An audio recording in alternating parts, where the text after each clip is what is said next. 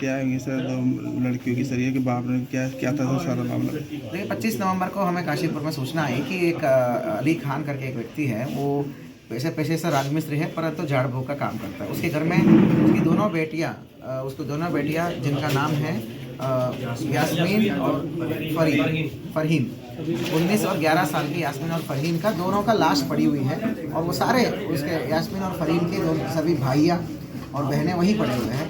तो मतलब ऐसा सूचना आई आसपास के लोगों से। तत्काल थाना अध्यक्ष के अलावा सीओ, एसपी सभी लोग गए थे। हम लोग वहाँ पे मौके पे चले गए तो कुछ बड़ा हैरतन चीज़ें सामने आई हैं। वो है कि ये भूत प्रेत को निकालने का, चुड़ैल को निकालने का तंत्र मंत्र, अंधविश्वास और ब्लैक मैजिक, काला जादू, इसका वो प्रैक्टिशनर था। ये खुद ही ये काम करता था। वैसे तो कहता है कि राजमिस्त्री का काम करता हूँ, पर राजमिस्त्री का काम हमने जानकारी किया बहुत ही कम करता है। इक्का दुक्का 4-5 दिन करता है महीने में। बाकी टाइम में कहीं बाजार पे झाड़ फूक करना, अपने ही घर में लोगों का झाड़ फूक करना, ये काम करता है। तो इस पूरे परिवार जो है मानसिक रूप से अस्वस्थ थे।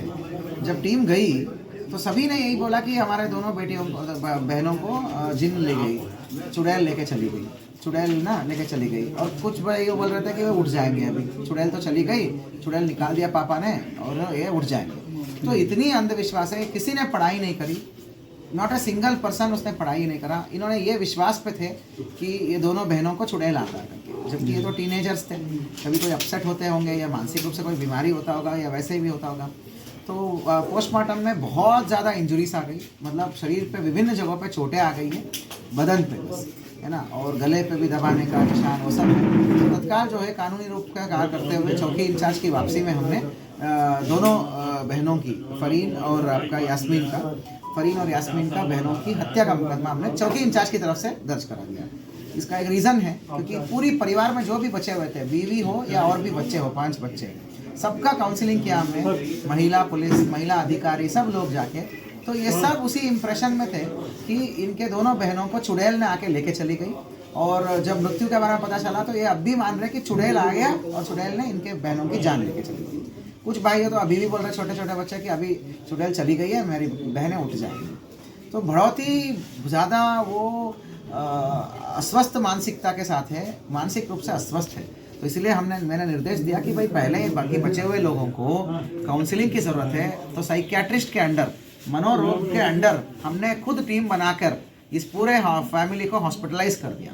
सुशीला तिवारी में जाके सबसे पहले हॉस्पिटलाइज किया, ठीक है।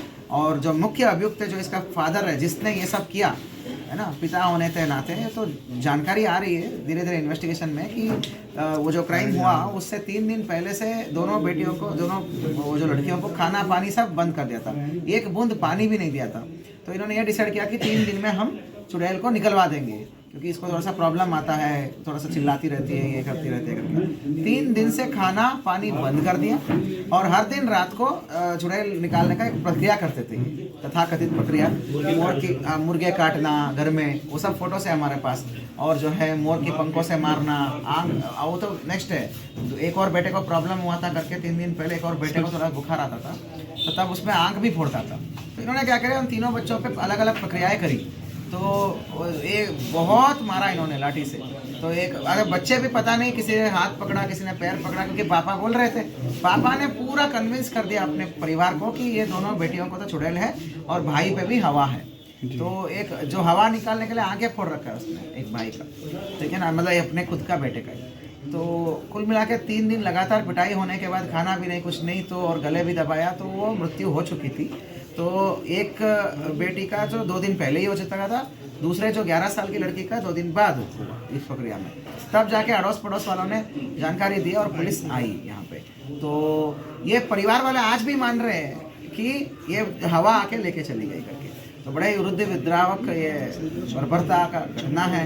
और कितना हद तक जो है मतलब इलिटरेसी और अनपढ़ता और लैक ऑफ नॉलेज जो है कभी कभी जान भी ले जाती है। साथियों मैं बताना चाहूँगा, इन्होंने जिन नहीं निकाला, जान ही निकल गई थी।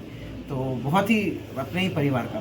तो मैं आपसे अपील करता हूँ कि आपके परिवार हो या कोई मोहल्ला हो, घर में हो, तो आपके इलाके में कैसा ऐसे लोग करते हैं ना, ब्लैक मैजिक जिसको बोलते हैं ना, जिसको ब्लैक मैजिक और क्या बोलते हैं, काला जादू है, और विश्वास का जो प्रैक्टिस होता है ना, कुछ चीज़ें जो है धार्मिकता से बाहर हो जाती है। मतलब धर्म और स्पिरिचुअलिटी तो अलग बात है, धार्मिक से बाहर हो गया अंधविश्वास पे आना, है ना, different type of black magic को करना, ये सब अगर कोई करता है तो आप लोगों को सतर्क रहना पड़ेगा, उनके घर वालों को जाके काउंसलिंग करना पड़ेगा, और पुलिस प्रशासन को इन्फॉर्म करना पड़ेगा, क्योंकि इन सब चीज़ों से तंत्र मंत्र से जान भी जा सकती है, ठीक है ना। तो दुखद घटना है ये, हमारे लिए कोई बहुत बड़ी उपलब्धि नहीं है, ये बहुत दुखद घटना है।